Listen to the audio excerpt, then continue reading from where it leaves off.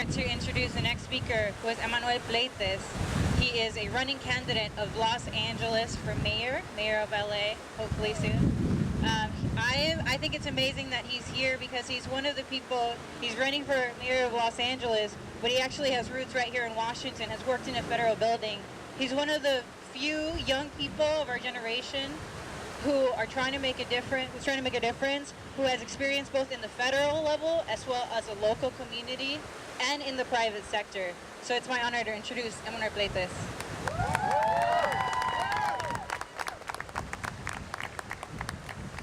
Thank you, Jen. Thank you. Now, look, I came all the way out from the city of LA,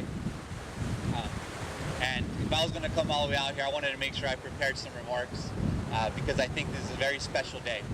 It's a very special day because of everything that you've done, but because of everything that you will continue to do and will continue to do. So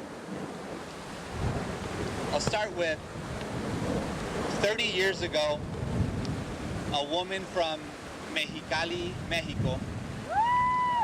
Mexicali? I love it. Decided she was going to cross the border into the United States of America. Now, she began the same journey that so many before her had undertaken. Some successfully, some unsuccessfully. But she wasn't coming to America for herself. She was coming to America to give a better life for a life that she was carrying. That life was me. Now, to this day, I thank my mother for undertaking such a selfless act of courage so that my sister, who's back there, and I could grow up in a nation where you are supposed to be able to pick yourself up by your bootstraps and make a life for yourself and your family.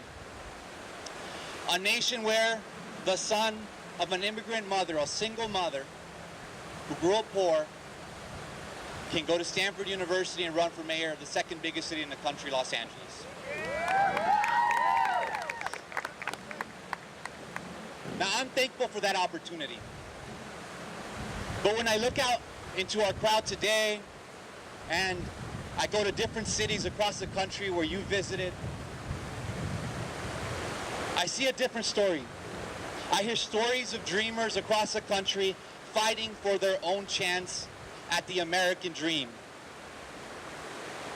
And when I see that, I am overcome with sadness.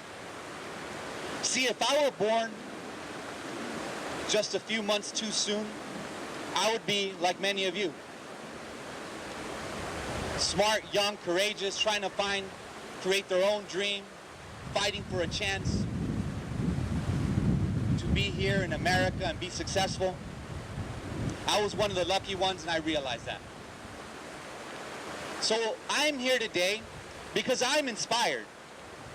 I'm inspired by Veronica, Remy, Brian, Jose, Jonathan, and the other dreamers who have joined you off and on throughout this voyage, this journey, to spread awareness of the DREAM Act, to fight for the tens of thousands of students who graduate from high school every year and reach a dead end, to stop the unfair division created between families when one child was born in Nicaragua or El Salvador and the rest of the family here. Today we're all here standing together for the campaign for the American dream, a campaign that these dreamers started 8 months ago when they began a 3,000-mile trek across 13 states from the sunny skies of San Francisco to the towering monuments of this great nation.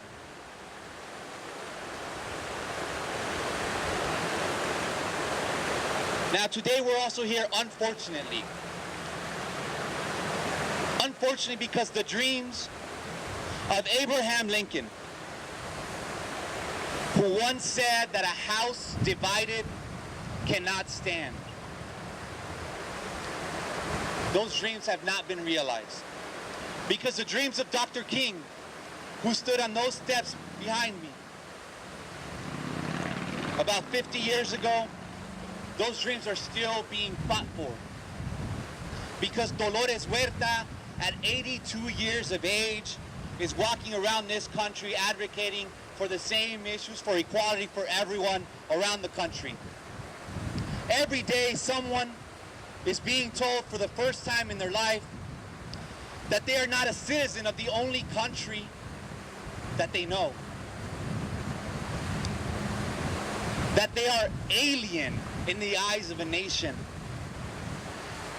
Despite the fact that some of these dreamers know nothing but life in the United States and only want to fight and die for this country, they are being told that they are not American. When I speak to these dreamers who walk across the country or being activists anywhere in the country, people are trying to stop their progress. Some of the stories I know is that people in states like Kansas,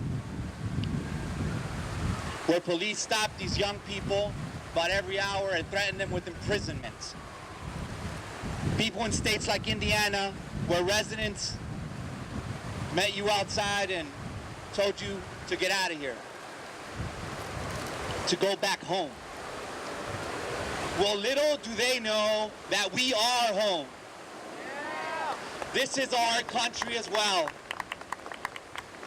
And we're not going anywhere because this is where we belong. Now, you see, despite that minority, there is a majority of America. An America that still believes that this is the land of the free and the home of the brave. And that there is no predetermined skin color for those brave. That there is no piece of government paper or approval that these young people need to be declared Americans. Because we know that being American is more than just a piece of paper. What makes us American is a selfless desire to lift our brethren up in times of need. Like the woman in Kansas, the same state where police harassed you, who took you into her church to hydrate after a long day's walk in the hot sun. The woman in Utah, who had never heard of them, but saw them on the evening news, reached out to offer them a place to sleep and a nice home-cooked meal. That's what it is to be American. And there is not a government agency in the country that can tell any of us otherwise. There wasn't a police officer or a member of the crew minority that was able to stop these dreamers from continuing to walk along, pitching tents in the woods, on the side of highways, laying sleeping bags in cemeteries, for a right that they knew was theirs, a right to the American dream.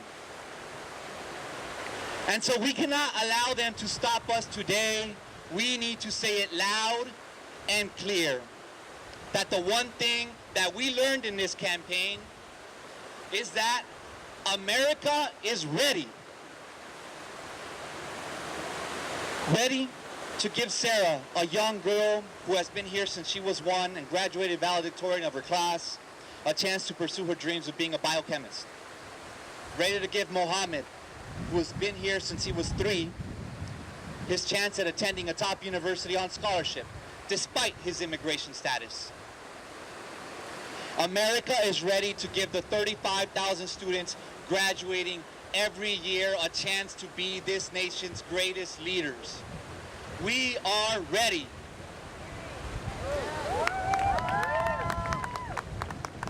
But in order to make this happen, we have to come together and persevere, undocumented and documented alike. We need to band together as one united front, determined to see the passage of the DREAM Act, an event that's already been over a decade in the making. As Lincoln said, a house divided cannot stand. And as some of us say, el pueblo unido jamás será vencido.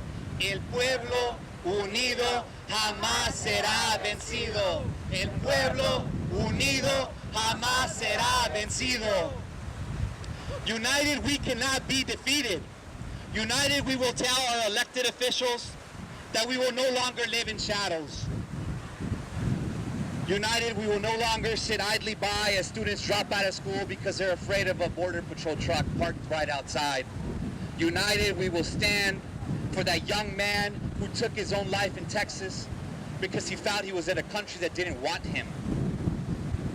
United, we will rise as one chorus of the loudest majority America has known and shout, I am American.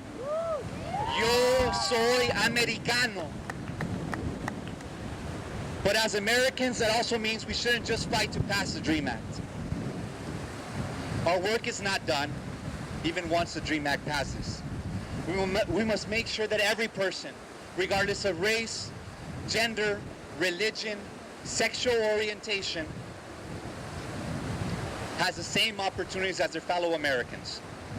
We can't stop walking, we can't stop fighting, and we can't stop dreaming until we all get the equality and justice that we all deserve. We will stand up because we are American. We grew up here. This is where we learned and loved and laughed.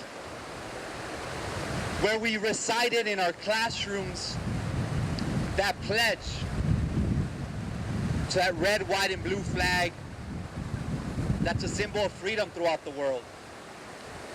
To stand as one nation under God, indivisible, with liberty and justice for all. Thank you.